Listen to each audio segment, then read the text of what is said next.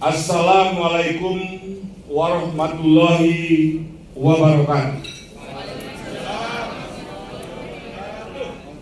Shalom, Om Swastiastu, Namo Buddhaya, salam kebajikan, salam sejahtera untuk kita semua.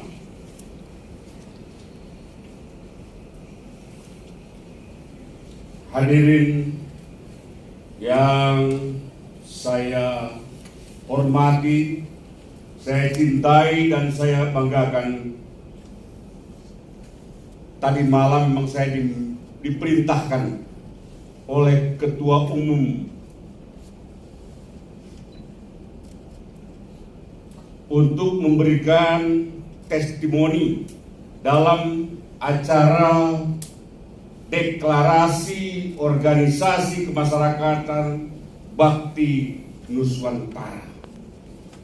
Ini saya baru mendengar Nuswantara. Ini saya nggak menanya apa-apa, tapi dia adalah positif. Ada kaitannya dengan wawasan Nusantara, ada kaitannya dengan zaman kerajaan, ya, kejayaan pada zaman kerajaan. Kira-kira seperti itu. Kira-kira seperti itu.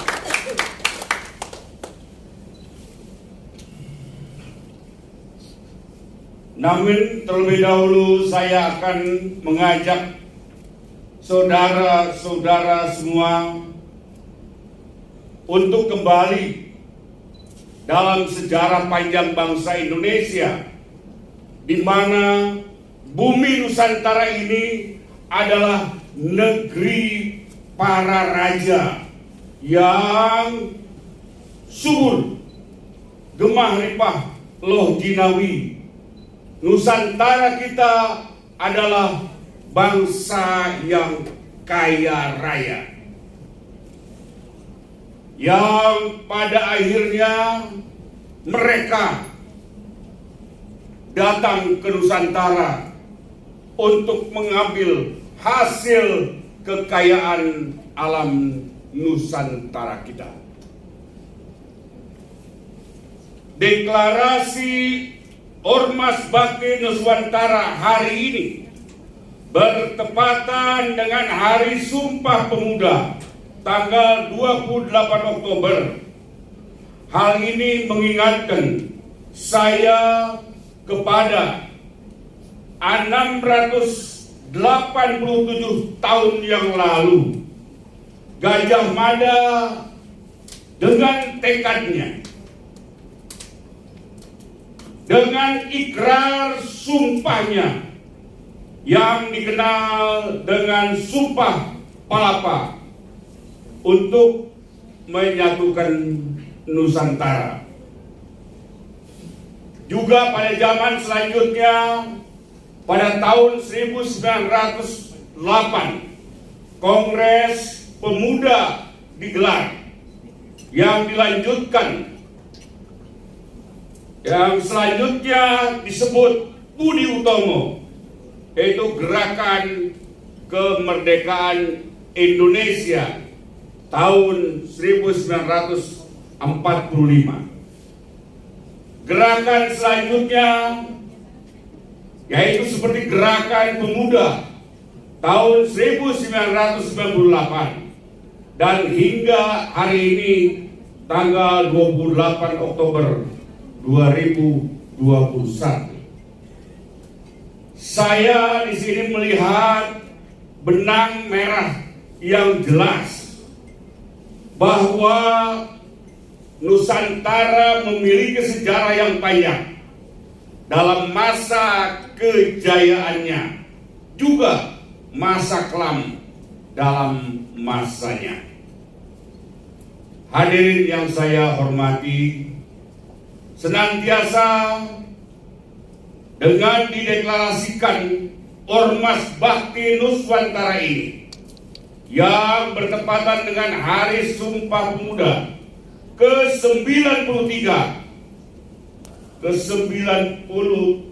tahun dengan tema nasional Bersatu Bangkit Tumbuh, Ini membuktikan bahwa hari ini menjadi hari kelahiran Ormas Bakti Nuswantara.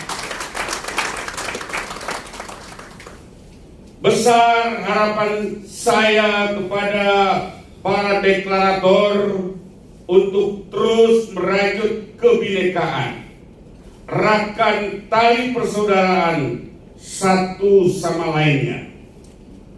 Terlebih kondisi bangsa ini saat ini yang sangat memprihatinkan karena adanya COVID-19 yang berdampak kepada rakyat banyak yang kesusahan, yang kelaparan. Rakyat tidak bisa mencari nafkah karena pembatasan dan korban yang meninggal sampai dengan detik ini lebih daripada 143.000 orang. Namun di tengah penderitaan rakyat ini, kita juga mendengar adanya para pejabat yang memanfaatkan situasi ini dengan cara mengkorupsi dana COVID-19. Para pejabat tersebut bukan justru membantu untuk menangani dan meringankan beban rakyat, justru kebalikannya. Mereka makin menyengsarakan rakyat yang sudah sengsara. Sepertinya juga banyak pejabat negara yang sudah tidak fokus lagi kepada peran atau bidangnya sebagai seorang pejabat.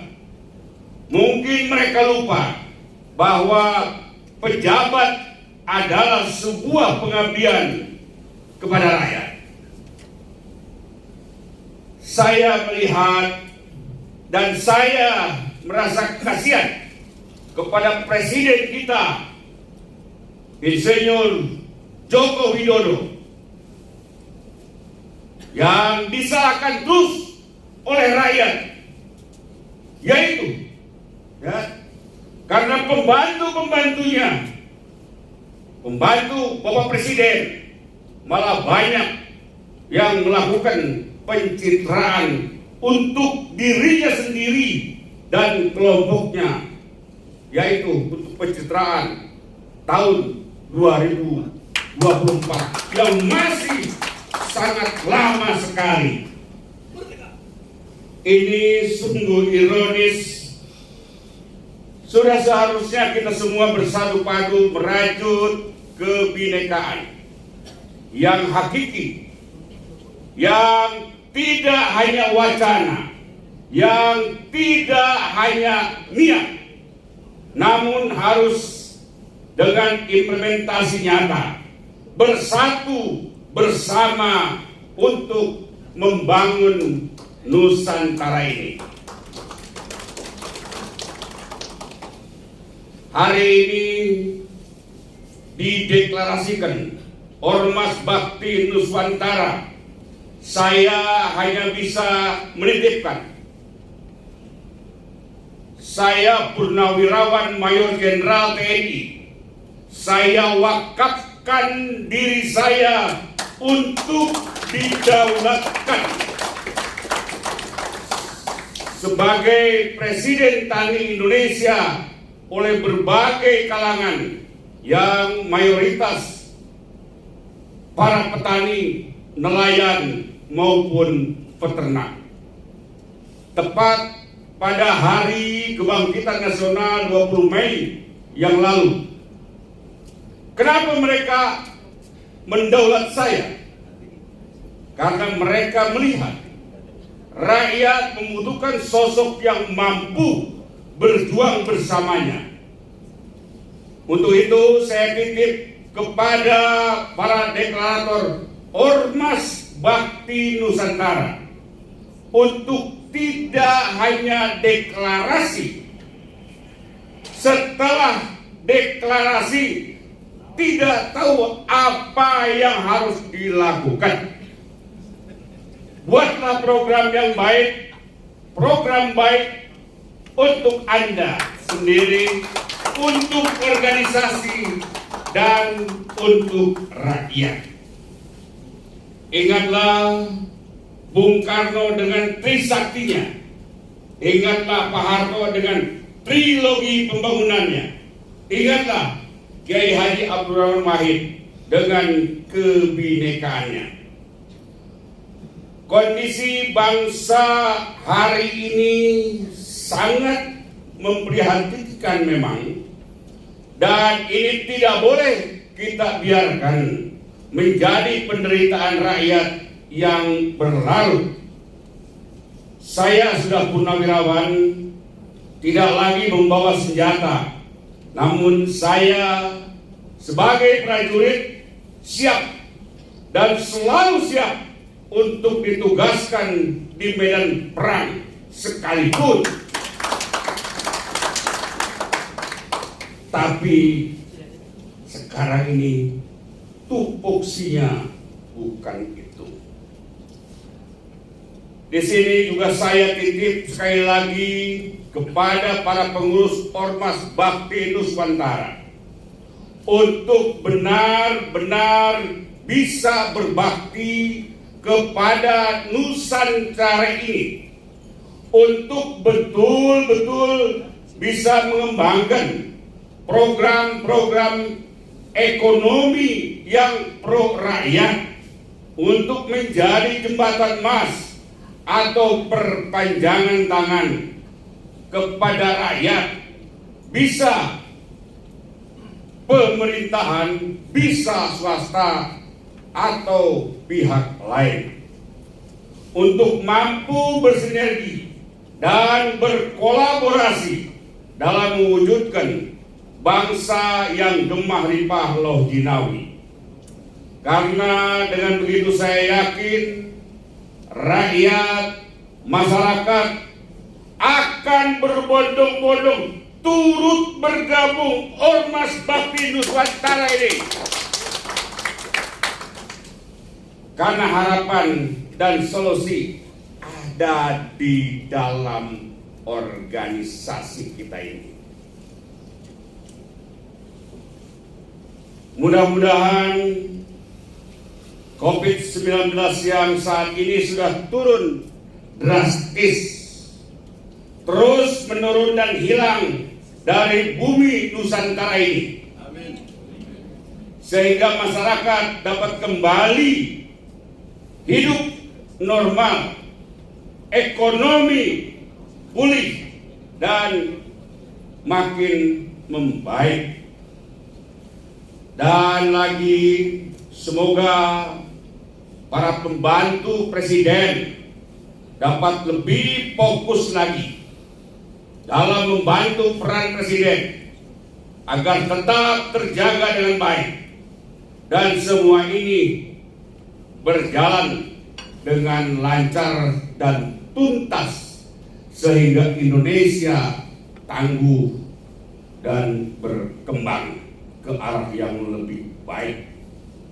Satu lagi, jangan lupa kita berkarya untuk Indonesia, karena dengan karya akan mendapatkan hasil. Di mana ada hasil, di situ ada nilai. Di saat semua bernilai, di situ ada yang bisa kita dapatkan. Kira-kira itu testimoni saya. Terima kasih. Wassalamualaikum warahmatullahi wabarakatuh. Waalaikumsalam warahmatullahi wabarakatuh. Mengucapkan terima kasih. Baik, terima kasih sekali lagi. Kita beri aplaus untuk Jenderal, silakan. Ternyata luar biasa Jenderal. Semangatnya, kata-katanya menggelegar sekali. Semangatnya masih semangat 45 di hari ini ya. Tentunya Sumpah Pemuda. Sumpah Pemuda.